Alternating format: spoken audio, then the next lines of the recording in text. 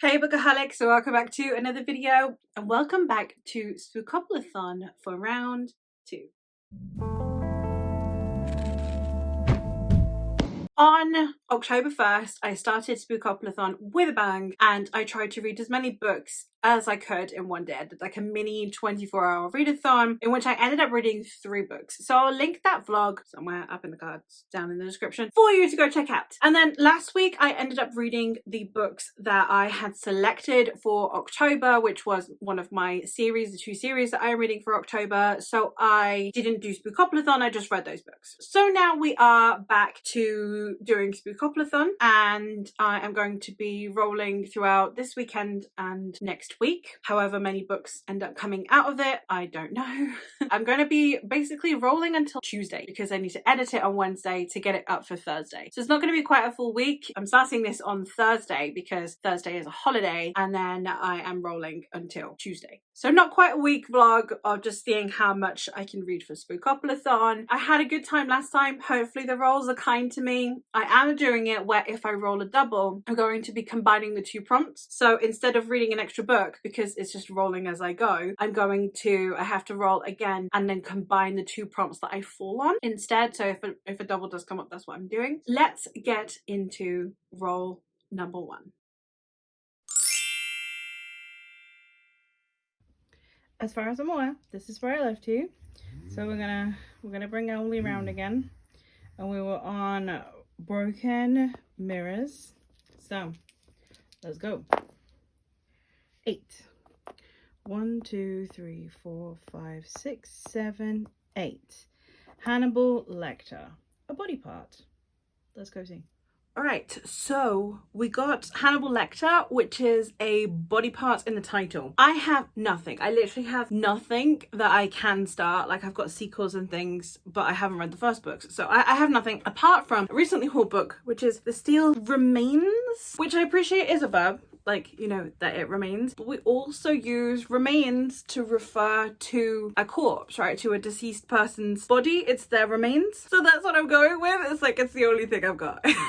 Because I'm not reading digitally at the minute. Because normally whenever I struggle, I just kind of go see what's on Kindle for 90p or whatever. But I'm not reading digitally because of my migraines. So this is what I've got. Remains. And I'm fairly certain that it's not used in this sense on this title, but it could be used as human remains. So that's what we've got. And this is the first book in a grimdark series that I had never heard of before I picked it up, but it says, first book in the A Land Fit for Heroes series by Richard Morgan. We have Virgil, hero to anyone who doesn't know him, a corrupt degenerate to anyone who does, wielder of the Kiriath blade, Raven's friend, and scarred hero of Gallows Gap. With the war long over and nothing left to fight for, Virgil lives in exile, nursing his rage. But now he has a final chance to crank himself up to the same pitch of fury that sustained him like a drug all those years ago. Archeth, abandoned Kiriath half-breed and last remaining advisor to the Yelteth Empire on the abandoned Kiriath technology she only halfway understands herself. She barely survived the war against the scaled folk. She has no family, no friends, and no faith in the useless son of the ruling dynasty. But now a terrifying and apparently sorcerous enemy is threatening the Empire's borders, and Archeth is chosen to find out what is happening. Then there's Igar the barbarian, or at least he would be if he could forget what it was like to fight for the reputedly decadent, but really quite civilized Yeleth Empire. What it was like to bring down a dragon single-handed in the war against the Scaled Folk. Igar the Dragonbane came back home to his people in triumph, but out on the steppe, something very unpleasant is coming to call. I am excited to give this a go. It's blurred by Joe Abercrombie. It seems to be grimdark and it sounds very Joe Abercrombie-esque in the way that the synopsis is told with the perspectives, etc. So I'm excited to get this one and give it a try. I know I normally binge read series, but because it's not an author I know and it's not necessarily a synopsis that was like incredibly like, oh my gosh, I've never had anything like it before, it sounds quite familiar, I didn't really mind just picking this one up, and then if I like it, I'll pick up the sequels as and when. So for now, we'll be getting into this one, and this will be my next read. Alright gang, I am back. It's been a couple of days and I have in fact read The Steel Remains by Richard Morgan. This one is a grimdark fantasy that is following mostly three perspectives. We are following Ringil, who is a hero and a knight, but also is gay, and he in his past was essentially convicted of being gay, but because of who he is and who his family is, only his partner was convicted, which basically has led him to completely hate the empire that he is part of, and therefore he is a knight in a world that he hates. And he is commissioned by his mother to go and find his cousin who has been sold into slavery. And then we are also following Archeth, and Archeth is the kind of last remaining person of her peoples. She is an advisor to a newly crowned king. She admired his father but dislikes the son, and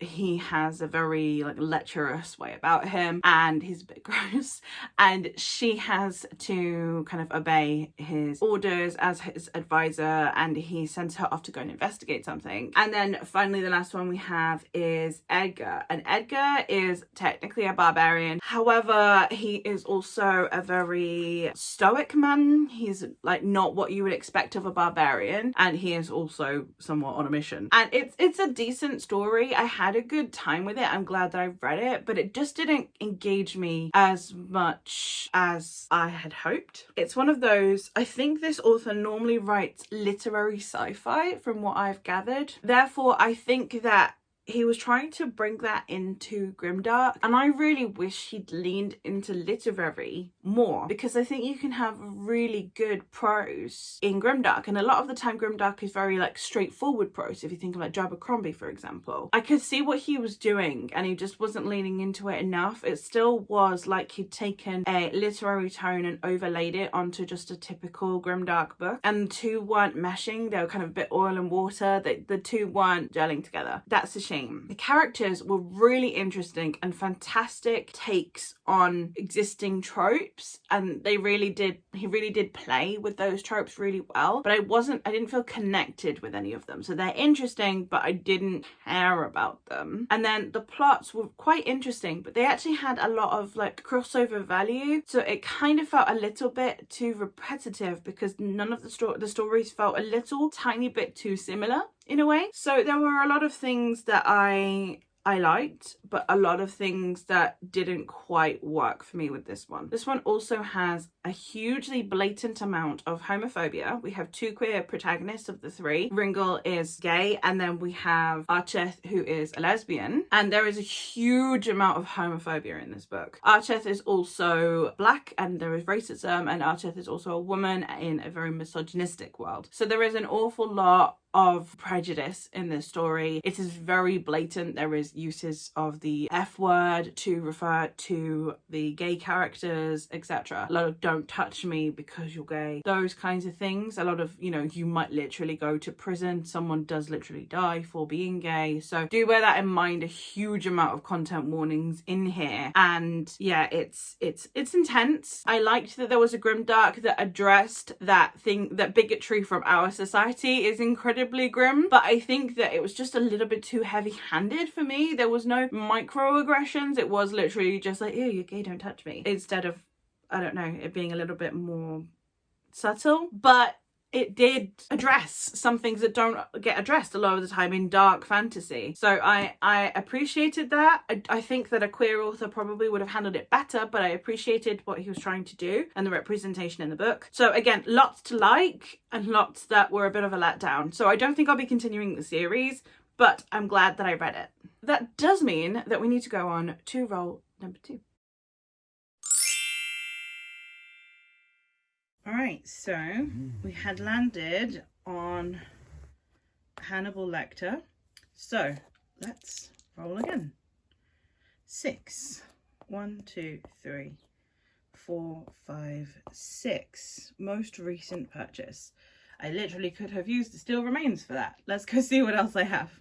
So the next one that I have picked up is Let the Right One In by, John Ajvide Lindqvist. And this one, I have a very strange copy. I got this from my local charity shop. It's the World Book Night of 2012 edition. So someone at Waterstones Manchester clearly went to an event, and it's like this World Book edition was originally given to and then the name of the person, and it has like a unique identifying number, whatever that means, and it's a very interesting edition. It's got the cover inside the cover. But anyway, I am excited to get into this one. It suits spooky season, that's why I've picked this up, even though it's a bit chunky. It is in fact 519 pages. So it's a chunker, but it is about I think it has vampires in it. So in it, we are following Oscar and Ellie in very different ways. They are both victims, which is why against the odds they became friends, and how they came to depend on one another for life itself. Oscar is a 12-year-old boy living with his mother on a dreary house estate at the city's edge. He dreams about his absentee father, gets bullied at school, and wets himself when he's frightened. Ellie is a young girl who moves in next door. She doesn't go to school and never leaves the flat by day. She is a 200-year-old vampire, frozen forever in childhood and condemned to live on a diet of fresh blood. A huge bestseller in his native Sweden, is a unique and brilliant fusion of social novel and vampire legend, and a deeply moving fable about rejection, friendship, and loyalty.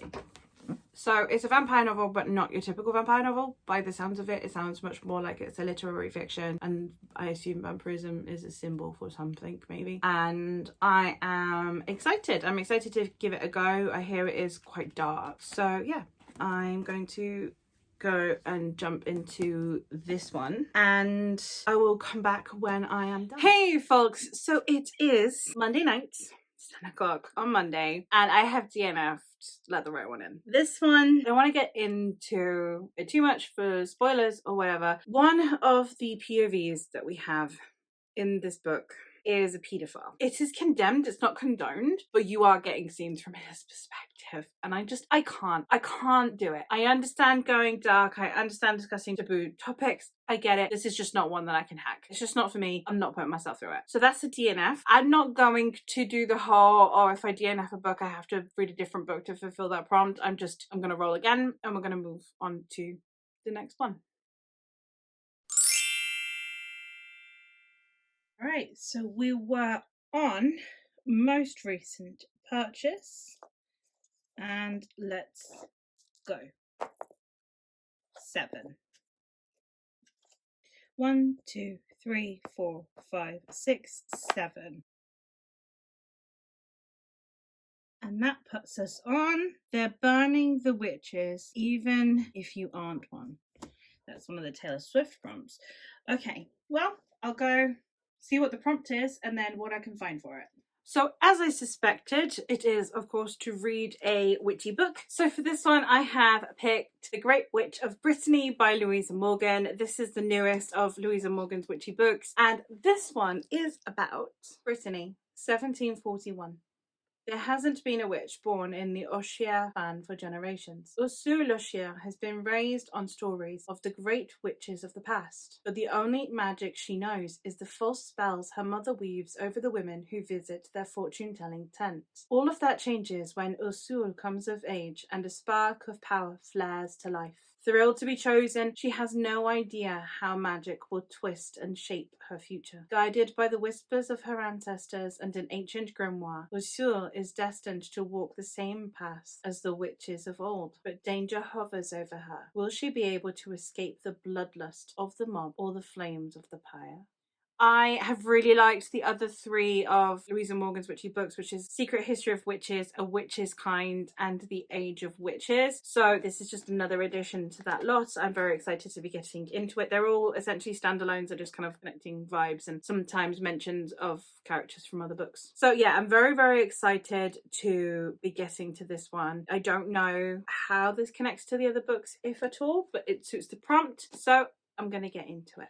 Alrighty folks, so it is Wednesday night and I have finished The Great Witch of Brittany. I had such a good time with this. This is about Usul, who is a character that is featured in some of the other books, and it's like, this is like a prequel to the other books, so it like references the others in like a really nice way. This is really touching because it's like how you can see all the origins of some of the other characters in some of the other books. I had a fantastic time. It's not a 5-star, none of these books have been 5 stars, like none of them give me a 5-star vibe. Like, I gave The Undertaking of Heart and Mercy 5 stars, and it's not a perfect book. So it's not that books need to be perfect, but it's that I want them to have a certain something that I'm like, oh my god, that was like the best thing. I have a really good time with reading these books. Like, I really enjoy them, and I'm really glad to have read them, and they have this gentility to them, and they're lovely books to read, and anything that Louisa Morgan gets out in this vein I will read. But they've all been like really solid high 4.5 star read, but they just don't quite hit 5 stars. Let me know if that happens to you, if you just read a book and you're like, I love it but I'm not in love with it, you know? I don't know. I don't know if I'm making any sense. It's like, I'm tired.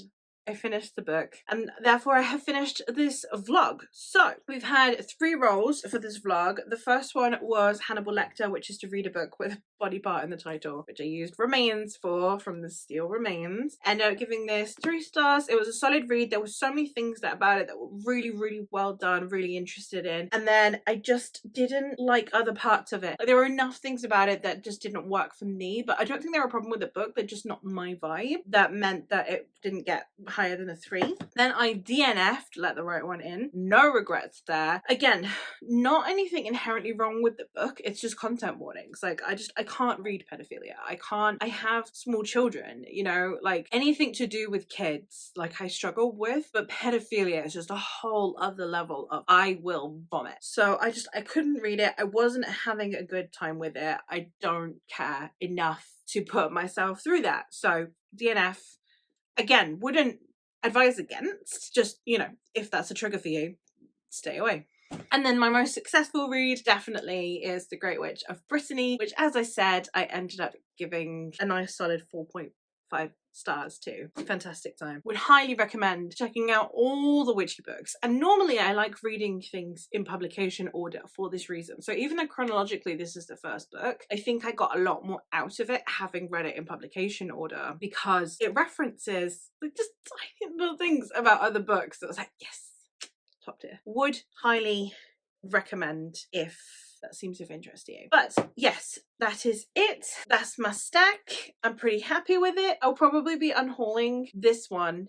This one I think my husband wants to give a go, so that can stay for now. And this one is obviously staying because I loved it. But that's all. That's all for me for today. So thank you ever so much for watching. Let me know how your Bookopoly is going, and I will hopefully catch you in another one soon. Bye!